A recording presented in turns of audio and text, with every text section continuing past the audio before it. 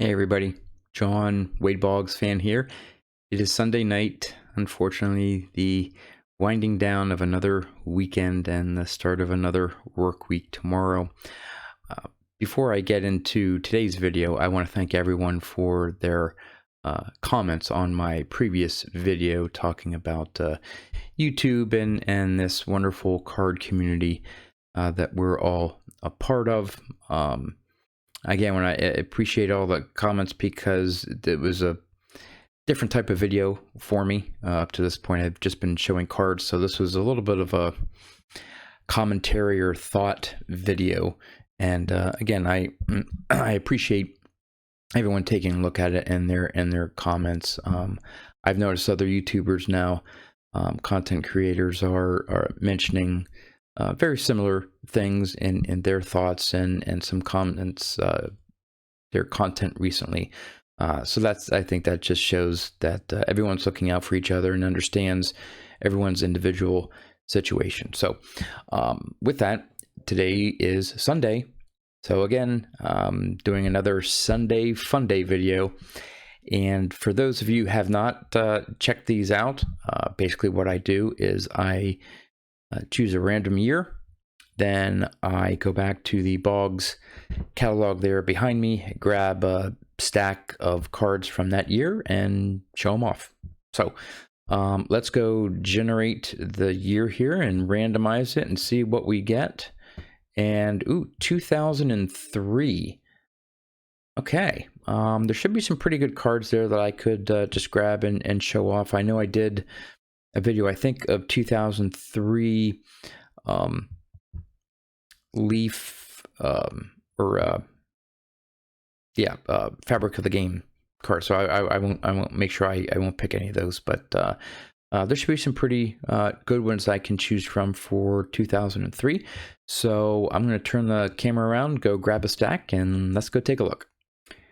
All right, the group of cards that I selected here from 2003 are the Donruss Team Heroes cards. Now these were a fairly low-end set put out by Donruss. I think there's only one, at least for Boggs, one game used insert, just a couple autograph cards, mainly some parallels, but some interesting variations, I guess, if you want to call it. So within the Team's Heroes set, Boggs has two cards, one with him in a Red Sox uniform and a different card with him in a Tampa Bay Devil Rays jersey.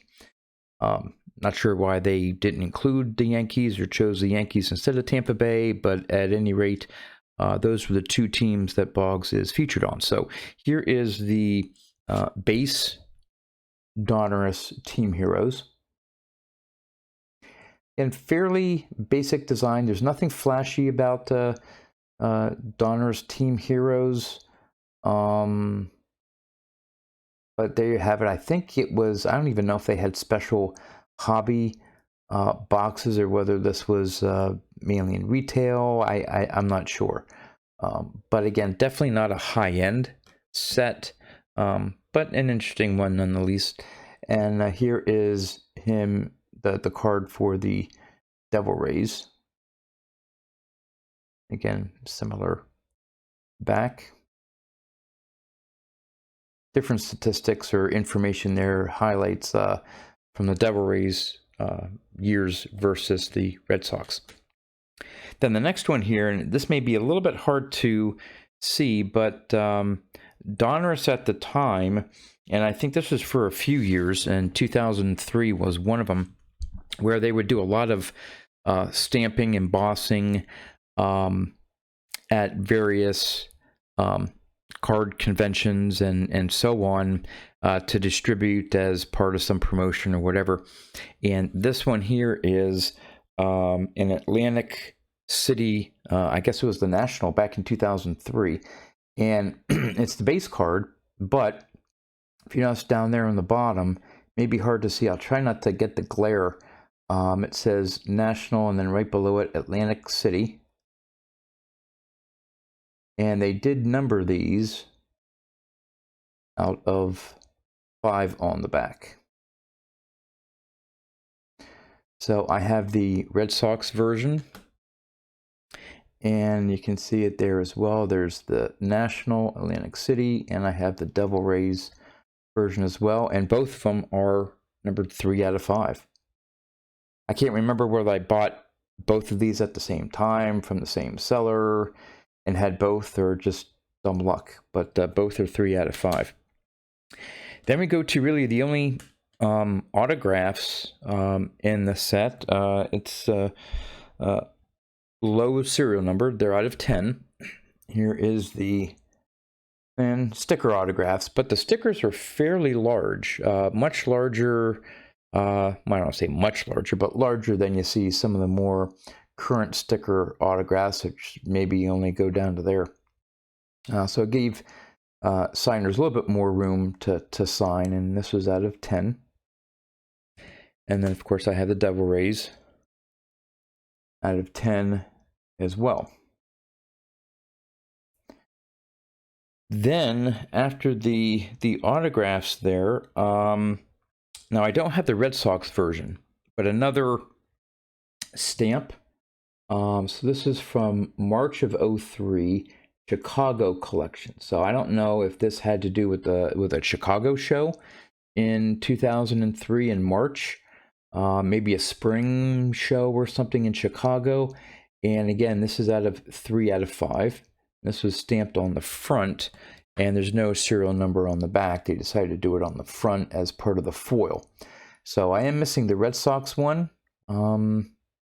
Would be neat to complete it, but I can't recall seeing any of these Chicago collection stamps in many, many years. Again, this is 2003. We're talking 17 years ago. So then the next one. Now these are going to be very hard to show up on the camera here because they're the glossy version. So I even took them out of the top loader and to try to show it on camera, and it's really hard to notice on camera the gloss. The main card has a little bit of it. It's not completely like a matte finish or like a rough finish, but you can, if you match the two up, you can tell that this does have a gloss on the front of this card. So trust me when I say that this is the glossy version of the base, and I have it for the Devil Rays one as well. And there's no serial number to differentiate the two either. So you just have to look at the raw copies and compare them side by side to figure out which is the base and which is the glossy. From there, here's one of the parallels, and again, it nothing fancy about them, just some extra foil. This is the master set, and serial numbered out of 20. And again, I honestly don't. I mean, again, this is 17 years ago when these were released. I don't recall how I came about these, because you'll see, again, as you saw in previous ones, they're like the same serial numbers, 3 out of 5, 3 out of 5, and so on. This is 3 out of 20, and the master set for the Devil Rays, I also have number 3 out of 20. Maybe it was a coincidence. I can't recall. Again, maybe it was the same seller that happened to get the whole master set and broke it up. I'm not sure. Again, nothing different from the back either, so the parallels are somewhat plain. Now, that's the master set. So now there's also a master team set. And unfortunately, I don't have the Red Sox one, but I do have the Devil Rays, and this is out of 15. So now it says master team set. So I don't know if this was in... that you bought a special team set, or whether it was a factory set or what. I'm not sure how this was distributed. I'm not sure if they were inserts in packs or not. But those are out of 15. Now here's the only like fancy or shiny versions of any of these cards that we have, and it's the stat line. Now, this one, I can't say that I have both serial numbers because they're out of different print runs. So here's the Red Sox. You got a little bit of a foil look to it. Now, this one's 18 out of 24. So there were 24 stat lines for the Red Sox version. And again, it appears it's the same back. So, you know, the 24, I don't get the 24. It's not his jersey number. Maybe I think 1 year was his highest total home runs, 24, I think. Why they chose 24 other than that, I have no idea. But it's a stat line. And so the Devil Rays, for whatever reason, is out of 60. Now, I can't think of a stat line of Boggs for 60. So the numbering on these stat lines is a bit confusing. Why they had different numbered versions like that, I don't know. But again, it's the same back as the base for the Devil Rays.